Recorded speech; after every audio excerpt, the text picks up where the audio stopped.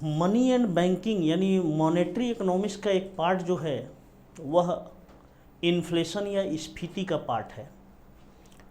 तो हम लोग ये देखते हैं कि स्फीति भी एक महत्वपूर्ण घटना मानी जाती है, स्पेशली इंडियन इकोनॉमी को संदर्भ में। तो इस तरीके से हम लोग ये चैप्टर यहाँ पर एक नया शुरू करेंगे।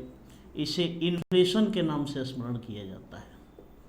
इंग्लिश में इसे इन्फ्लेशन कहते हैं, हिंदी में इसे स्फीति के नाम से स्मरण किया जाता है। ये स्फीति है। तो इस चैप्टर के बारे में हम लोग चर्चा करेंगे कि स्फीति है क्या, इसके प्रकार कितने हैं, ये अर्थव्यवस्था पर कितना प्रभाव डालती है, इसका मेजरमेंट कैसे होता है, स्फीति उत्पन्न होने के कारण का विश्लेषण हम लोग करेंगे। तो इन्फ्लेशन में हम लोग ये देखते हैं कि सबसे पहले किसी भी विषय वस्तु की तो एक डिफिनेशन होती है। इस चैप्टर में जो पढ़ा जाता है डिफिनेशन पढ़ना पड़ता है। इसी तरीके से यानी इसको परिभाषा कहते हैं। थोड़ा छोटा में है, आप लोग जूम करके देख सकते हैं। तो परिभाषा देखते हैं। परिभाषा के बाद हम लोग टाइप देखेंगे। टाइप को हिंदी में प्रकार कहते हैं। इसी तरीके से हम लोग टाइप पढ़ने के बाद मेजरमेंट पढ़ेंगे, यानी स्फीति की माप पढ़ेंगे। स्फीति की माप, measurement of inflation, measurement of inflation, तो हम लोग ये पढ़ेंगे। और इसके बाद हम लोग इसके कारण को पढ़ेंगे। कॉज, कॉज को हिंदी में कारण कहते हैं। कारण के बाद इसके प्रभाव के बारे में पढ़ा जाता है। प्रभाव यानी इम्पैक्ट क्या होता है, इफ़ेक्ट क्या होता है, इस पर हम लोग चर्चा करेंगे। और इसके बाद इसे नियंत्रण करने के उपाय पर हम लोग चर्चा करेंगे। तो इसी संदर्भ में हम लोग ये देखते हैं कि जो करंट होते हैं यानी करंट सिनेरियो, इस पर भी हम लोग चर्चा बाद में करेंगे। तो सबसे पहले यहाँ पर हम लोग ये देखते हैं कि डिफिनेशन यानी स्फीति कहते किसे हैं, इस पर हम लोग चर्चा करेंगे। तो स्फीति को परिभाषित कर लिया जाए तो एक उदाहरण हम देते हैं। जैसे मान लेते हैं कि ये 1990-91 का वर्ष है। 1990-91 में कल्पना कर लेते हैं कि इकोनॉमी में केवल 3 ही वस्तु का उत्पादन होता है, एक्स वस्तु, वाई वस्तु और जेड वस्तु। हम ये मान लेते हैं कि 90-91 में एक इकोनॉमी है और इस इकोनॉमी में केवल 3 वस्तु का उत्पादन किया जाता है और इन वस्तुओं की कीमत 90-91 में एक इकाई एक्स वस्तु की कीमत 90 रुपये और इसकी कीमत हम मान लेते हैं 100 रुपये और इसकी कीमत हम मान लेते हैं 110 रुपये। तो औसतन कीमत अगर हमें निकालना है तो ऐसी कंडीशन में इन तीनों कीमतों को जोड़ देंगे, यानी औसत कीमत को ही कीमत स्तर के नाम से स्मरण किया जाता है या इसे सामान्य कीमत भी कहते हैं। तो 90, 100, 110 को जोड़ेंगे तो ये 300 हो जाएगा और 300 में इसकी संख्या कितनी है, 3 है, तो इसको भाग दे देंगे तो ये कितना हो जाएगा, 100, यानी औसत कीमत वस्तु की कितनी है, 100 रुपये के बराबर। अब हम कल्पना कर लेते हैं कि 91-92 में इस इकोनॉमी में हम लोग ये देखते हैं कि वस्तु का उत्पादन एक्स, वाई और जेड 3 ही वस्तु का होता है, लेकिन एक इकाई एक्स वस्तु की कीमत बढ़कर 100 रुपये, इसकी कीमत 110 रुपये और इसकी कीमत बढ़कर 120 रुपये। अब अगर औसत कीमत निकाला जाए तो औसत कीमत यहाँ पर देखेंगे 330/3 बराबर 110। तो इस तरीके से हम लोग ये देखते हैं कि 90-91 में औसत कीमत वस्तु की जो थी वह 100 रुपये थी। 91-92 में बढ़कर वस्तु की कीमत हम लोग ये देखते हैं कि 110 रुपये की हो जाती है। इसके बाद अगर ये देखा जाए कि एक साल के अंतराल पर वस्तु के औसत कीमत में यानी औसत कीमत में कितनी वृद्धि होती है तो हम लोग ये देखते हैं कि ये 10% होता है और ये जो 10% कीमत में वृद्धि होता है इसी को स्फीति या इन्फ्लेशन कहते हैं। याद रखिएगा, किसी एक वस्तु की कीमत के बढ़ने या घटने को हम स्फीति नहीं कहते, बल्कि हम औसत कीमत में होने वाले परिवर्तन से ही स्फीति की माप करते हैं और इसी के आधार पर स्फीति को डिफाइन किया जाता है। औसत कीमत को सामान्य कीमत भी या सामान्य कीमत स्तर या जनरल प्राइस लेवल या जनरल प्राइस कह सकते हैं। तो इस तरीके से आपके दिमाग में ये बात स्पष्ट होनी चाहिए कि अगर औसत कीमत में वृद्धि हुआ है तभी इन्फ्लेशन होगा, अगर नहीं हुआ तो इन्फ्लेशन नहीं होगा।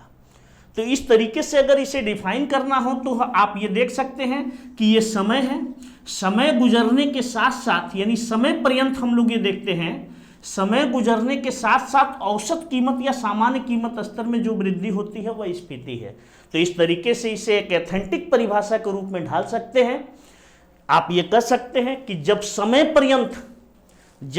पर्यंत किसी अर्थव्यवस्था के सामान्य कीमत स्तर में निरंतर वृद्धि होती है तो उसे स्फीति कहते हैं।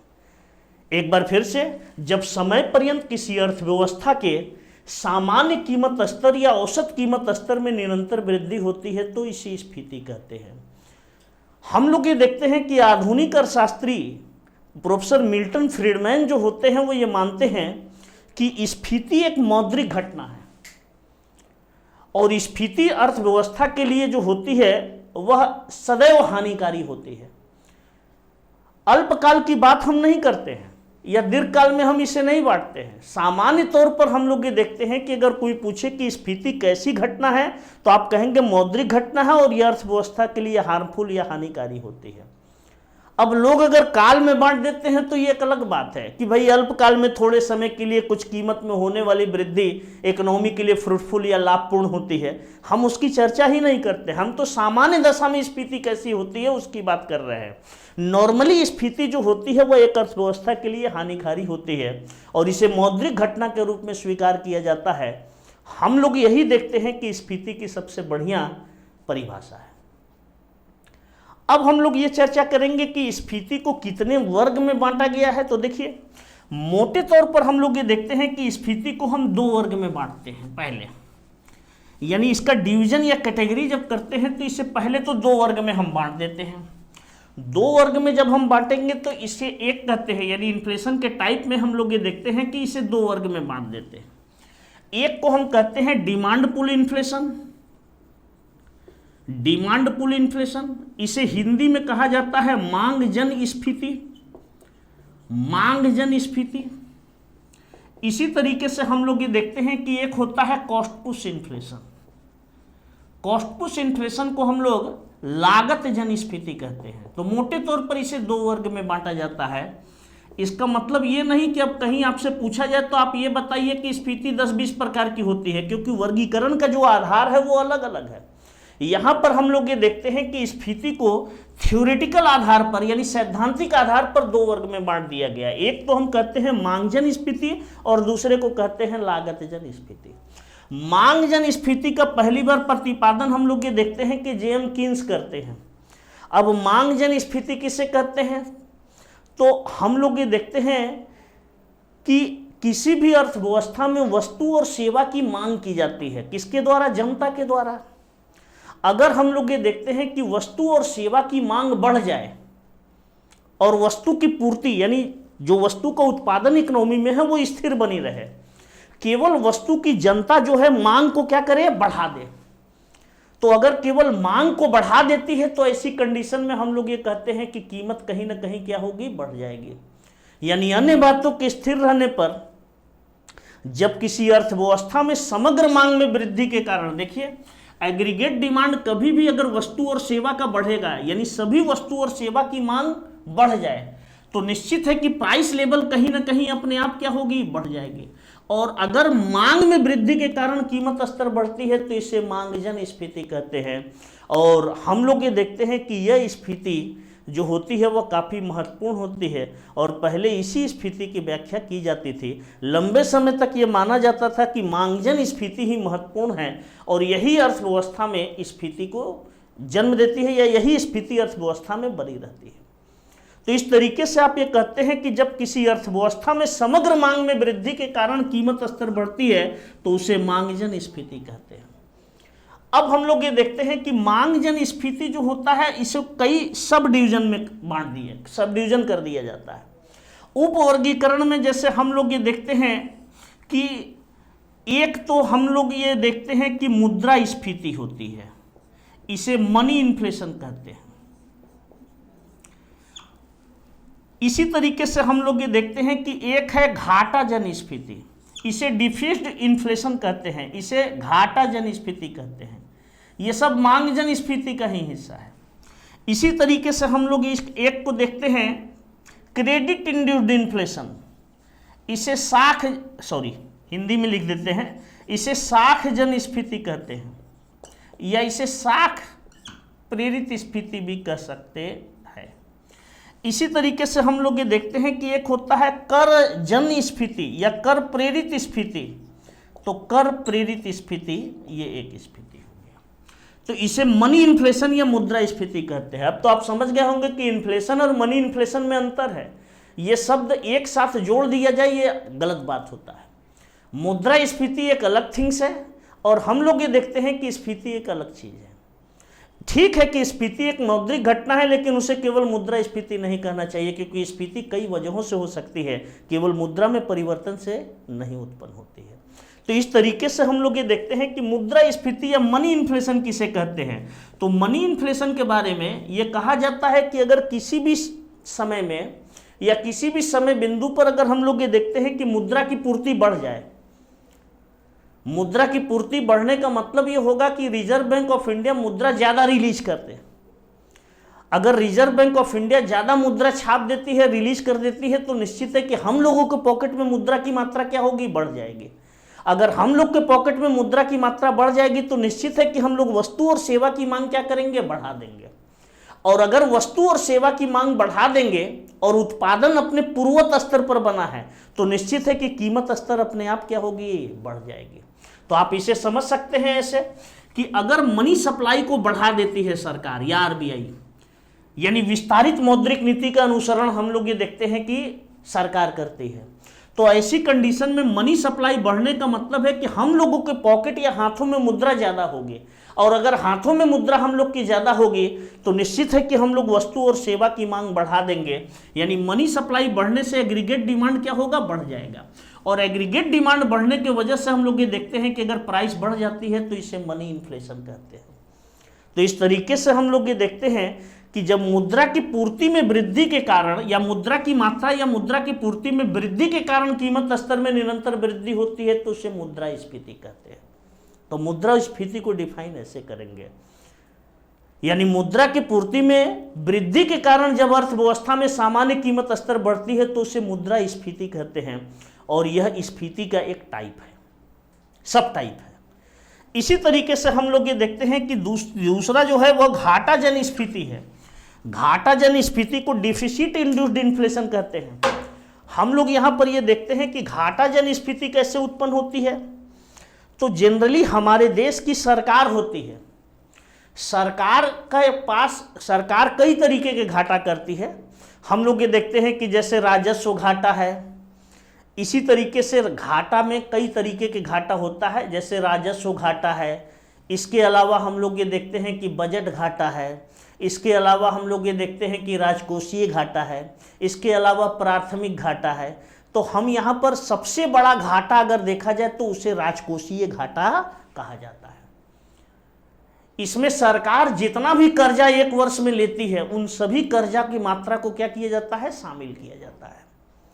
तो इस तरीके से हम लोग ये देखते हैं कि सरकार के बजट में अगर घाटा उत्पन्न हो या राजकोषीय घाटा बढ़ जाए तो इस घाटा को पूरा करने के लिए सरकार क्या करेगी, कर्जा लेगी।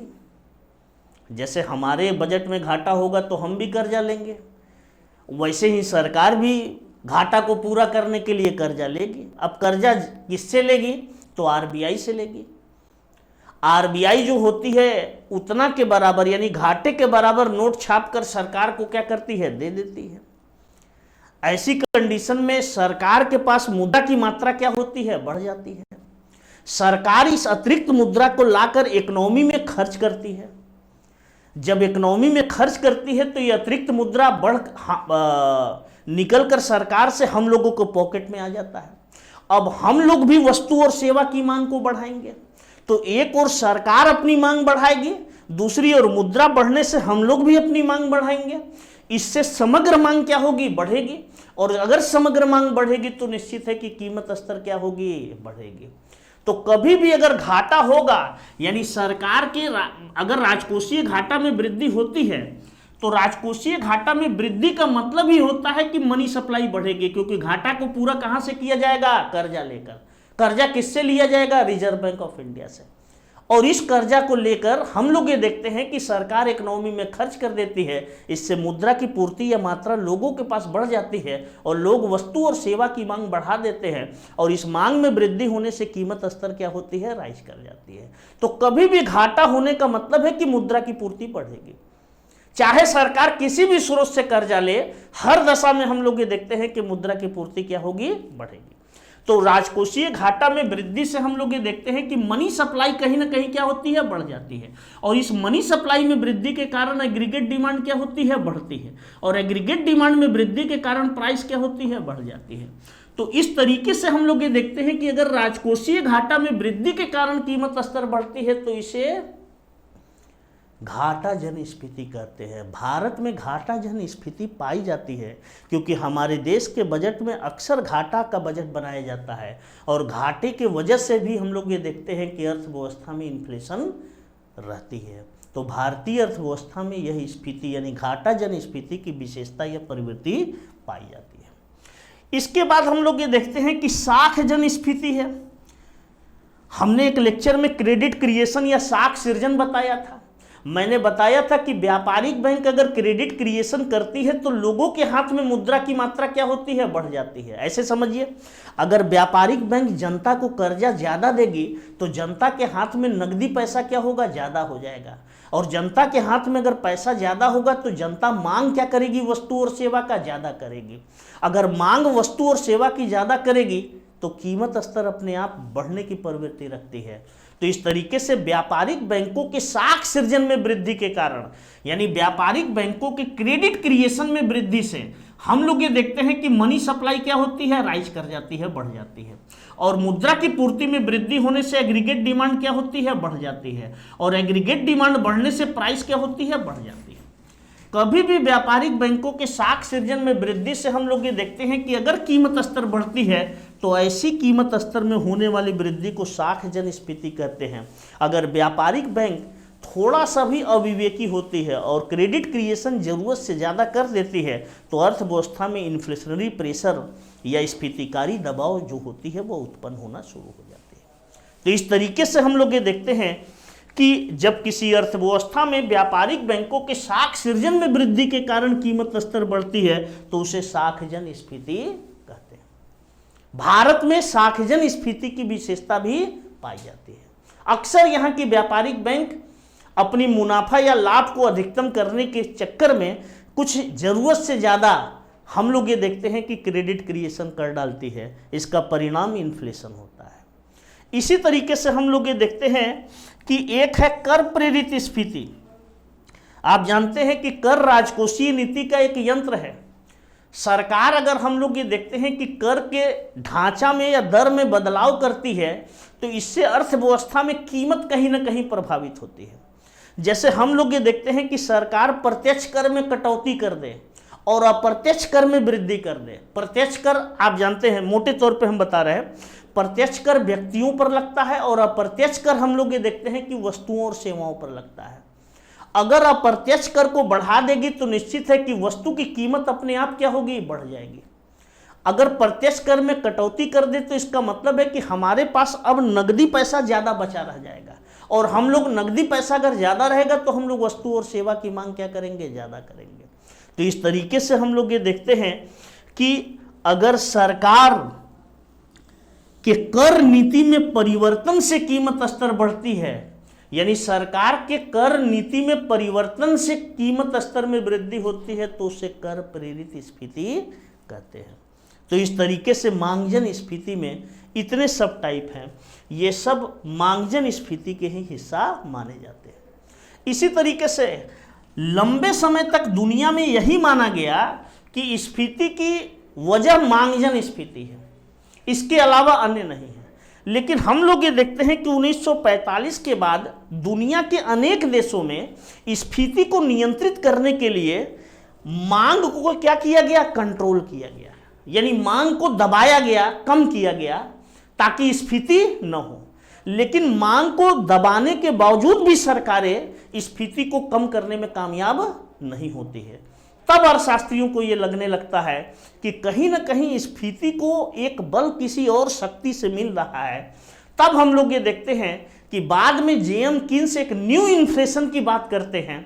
वो अपनी दूसरी पुस्तक हाउ टू पे फॉर दी वार नामक पुस्तक में एक नया इन्फ्लेशन की व्याख्या करते हैं। लेकिन हम लोग ये देखते हैं कि विलाड थॉर्पे ही पहले अर्थशास्त्री हैं जो लागत जन स्फीति की स्पष्ट व्याख्या करते हैं। वो कहते हैं कि स्फीति केवल मांग से नहीं बल्कि लागत से भी प्रभावित होती है। तो वो ये कहते हैं कि अगर वस्तु तथा सेवा की लागत में वृद्धि हो तो इससे भी कीमत क्या होगी, बढ़ जाएगी। ये तो अंडरस्टूड है। किसी भी वस्तु की कीमत में लागत तो ऑलरेडी जुड़ा होगा, उसमें नॉर्मल प्रॉफिट भी जुड़ा होगा, यानी लागत और नॉर्मल प्रॉफिट ये दोनों मिलकर हम लोग ये देखते हैं कि प्राइस या कीमत बनते हैं। तो इस तरीके से हम लोग ये देखते हैं कि अगर वस्तुओं की लागत बढ़ जाए तो निश्चित है कि वस्तु और सेवा की कीमत क्या होगी, बढ़ जाएगी। जैसे कल्पना कर लेते हैं कि एक बिस्किट की पैकेट की लागत 5 रुपए तो उसकी कीमत 7 रुपए है। लेकिन अगर एक बिस्किट की पैकेट की कीमत हम लोग ये देखते हैं 10 रुपए तो निश्चित है कि उसकी कीमत 12 रुपए तय होगी। तो इसका मतलब ये हुआ कि लागत कहीं ना कहीं वह भी स्फीति को प्रभावित करती है। तब हम लोग ये देखते हैं कि लागत जन स्फीति की व्याख्या अर्थशास्त्रियों द्वारा की जाती है। तो जब किसी वस्तु तथा सेवा के लागत में वृद्धि के कारण कीमत स्तर में निरंतर वृद्धि होती है तो उसे लागत जन स्फीति कहते हैं। अब लागत जन स्फीति में हम लोग ये देखते हैं कि कई तरीके की स्फीति होती है। इसे भी सब कैटेगराइज किया गया है, उपवर्गीकरण किया गया है। जैसे एक को हम कहते हैं वेजेज इंड्यूस्ड इन्फ्लेशन, हिंदी में इसे मजदूरी जन स्फीति कहते हैं। इसे मजदूरी जन स्फीति कहते हैं। मजदूरी जन स्फीति का मतलब क्या है? तो हम लोग ये देखते हैं कि अगर अर्थव्यवस्था में मजदूरी बढ़ जाए, क्योंकि किसी भी वस्तु और सेवा का उत्पादन करेंगे तो लेबर अवश्य लगाएंगे। अगर लेबर की चार्ज बढ़ जाए यानी मजदूरी दर बढ़ जाए तो मजदूरी दर में वृद्धि के कारण हम लोग ये देखते हैं कि वस्तु की कीमत, लागत और कीमत दोनों क्या होगी, बढ़ेगी। तो जब किसी अर्थव्यवस्था में न्यूनतम मजदूरी दर को बढ़ा दिया जाए या मजदूरी दर, बाजार मजदूरी दर बढ़ जाए तो ऐसी कंडीशन में हम लोग ये देखते हैं कि वस्तु की लागत और कीमत बढ़ जाती है। तो जब किसी अर्थव्यवस्था में मजदूरी दर में वृद्धि के कारण कीमत स्तर बढ़ती है तो उसे मजदूरी जन स्फीति कहते हैं। इंग्लिश में इसे वेजेज इंड्यूस्ड इन्फ्लेशन कहा जाता है। इसी तरीके से हम लोग ये देखते हैं कि एक को कहते हैं लाभ जन स्फीति। लाभ जन स्फीति, आप जानते हैं कि एंटरप्रेन्योर होता है या उद्यमी होता है। उद्यमी एक उत्पादन का कर्णधार माना जाता है। उद्यमी जो होता है वह उत्पादन में हिस्सा लाभ को प्राप्त करने के लिए लेता है। अगर उद्यमी अपनी लाभ की सीमा को बढ़ा दे, जैसे एक बिस्किट प्रोड्यूसर है, हम लोग ये देखते हैं कि वो ये मानता है कि एक पैकेट बिस्किट पर अगर 1 रुपए उसे मुनाफा मिलता है तो वो समझेगा कि हम यहाँ पर वस्तु को उत्पादन करेंगे। उसने एक न्यूनतम लाभ तय कर दिया कि एक बिस्किट की पैकेट पर हमें 1 रुपए मुनाफा मिलना चाहिए या लाभ मिलना चाहिए। तो बिस्किट की लागत हम लोग ये देखते हैं कि 5 रुपए और 1 रुपए उसका मुनाफा। तो ऐसी कंडीशन में हम लोग ये देखते हैं कि बिस्किट की कीमत तय कितनी होगी, 6 रुपए। मान लेते हैं इस पर 1 रुपए कर लग गया तो कुल बिस्किट की कीमत कितनी होगी, 7 रुपए। लेकिन अगर उद्यमी वर्ग या व्यवसायी वर्ग जो है अपनी लाभ की सीमा को बढ़ा दे, 1 रुपए के जगह पर 2 रुपए कर दे, तो ऐसी कंडीशन में बिस्किट की कीमत 5 + 2 + 1 बराबर कितना होगा, 8। इसका मतलब यह हुआ कि अगर सभी उद्यमी देश के अपनी लाभ की सीमा में वृद्धि करते हैं तो इससे कीमत स्तर अपने आप क्या होती है, बढ़ जाती है। तो जब उद्यमी वर्ग द्वारा लाभ की सीमा में वृद्धि के कारण कीमत स्तर बढ़ती है तो उसे लाभ जन स्फीति कहा जाता है। इसी तरीके से हम लोग ये देखते हैं कि एक होता है आयात जन स्फीति। इसे घुसपैठिया स्फीति भी कह सकते हैं। ये हमारी इकोनॉमी से संबंध नहीं रखता है। हम लोग ये देखते हैं कि अंतर्राष्ट्रीय बाजार में कच्चे मालों की कीमत में वृद्धि के कारण हमारे अर्थव्यवस्था में कीमत स्तर बढ़ जाती है। जैसे हम लोग ये देखते हैं कि पेट्रोलियम राष्ट्र अगर अपनी वस्तु की कीमत को, पेट्रोल की कीमत को बढ़ा दे तो हमारे देश में पेट्रोल की कीमत अपने आप बढ़ जाएगी। और पेट्रोल की कीमत बढ़ने का मतलब है कि परिवहन की लागत क्या होगी, बढ़ जाएगी। परिवहन लागत में वृद्धि की वजह से सभी वस्तु की कीमत क्या होगी, बढ़ जाएगी। तो इस तरीके से हम लोग ये देखते हैं कि अंतर्राष्ट्रीय बाजार में कच्चे मालों की कीमत में वृद्धि के कारण जब घरेलू अर्थव्यवस्था में कीमत स्तर बढ़ती है तो उसे आयात जनस्फीति या इंपोर्ट इंड्यूस्ड इन्फ्लेशन कहते हैं। इसी तरीके से हम लोग ये देखते हैं कि एक होता है मार्कअप इन्फ्लेशन, इसे मात्रा जन स्फीति भी कह सकते हैं। इसे मार्कअप इन्फ्लेशन, इंग्लिश ही अच्छा है, हिंदी में इसका कोई बहुत वजूद नहीं है। मार्कअप इन्फ्लेशन इसे बहुत कह सकते हैं, मात्रा जन स्फीति कह सकते हैं। मार्कअप इन्फ्लेशन हम लोग ये देखते हैं कि ये सरकार के पॉलिसी या नीति से संबंध रखती है। चूंकि आप जानते हैं कि तमाम वस्तु और सेवा का उत्पादन सरकार करती है। सरकार जिन वस्तुओं को उत्पादन करती है उसे सार्वजनिक वस्तु कहते हैं। हम लोग ये देखते हैं कि जब सार्वजनिक वस्तु या सेवा का उत्पादन होता है तो उसकी एक अपनी लागत होती है। उसकी क्या होती है? लागत होती है, कॉस्ट होती है। और सार्वजनिक वस्तुओं और सेवाओं की कीमत का निर्धारण बाजार नहीं करती, यानी बाजार में मांग और पूर्ति की ताकत या शक्ति नहीं करती, बल्कि कोई सरकारी प्राधिकरण सार्वजनिक वस्तुओं और सेवाओं की कीमत का क्या करती है? निर्धारण करती है। तो हम लोग ये देखते हैं कि जब कोई सरकारी प्राधिकरण सार्वजनिक वस्तुओं की कीमत का निर्धारण करते समय सबसे पहले लागत का अनुमान करती है, और लागत को तय करने के पश्चात हम लोग ये देखते हैं कि एक मार्कअप रेट को क्या करती है? जोड़ देती है। अगर हम लोग ये देखते हैं कि सार्वजनिक वस्तु की लागत है 100 रुपए, तो इसमें मार्कअप रेट अगर प्राधिकरण 10% तय कर देती है तो वस्तु की कीमत कितनी हो जाती है? 110 रुपए। लेकिन अगर बाय द वे सरकारी प्राधिकरण कुछ दिन बाद इस मार्कअप रेट को बढ़ाकर 20% कर दे तो इस वस्तु की कीमत अपने आप बढ़कर कितनी होगी? 120 रुपए। तो जब सरकार सार्वजनिक वस्तुओं तथा सेवाओं के मार्कअप दर में वृद्धि करती है तो इस वृद्धि से कीमत स्तर जो बढ़ती है उसे मार्कअप इन्फ्लेशन कहते हैं। तो इस तरीके से हम लोग ये देखते हैं कि ये सब लागत जन स्फीति का सब टाइप है और ये सब मांग जन स्फीति का। लंबे समय तक इसी स्फीति मांग जन स्फीति पर ही चर्चा की गई, लागत जन स्फीति की व्याख्या बाद में की गई। हम लोग ये देखते हैं कि स्फीति, समग्र स्फीति तय कैसे होती है, एग्रीगेट इन्फ्लेशन एक इकोनॉमी में तय कैसे होता है। तो हम लोग ये देखते हैं कि मांग जन स्फीति और लागत जन स्फीति ये दोनों मिलकर ही समग्र स्फीति या एग्रीगेट इन्फ्लेशन को अर्थव्यवस्था में तय करते हैं।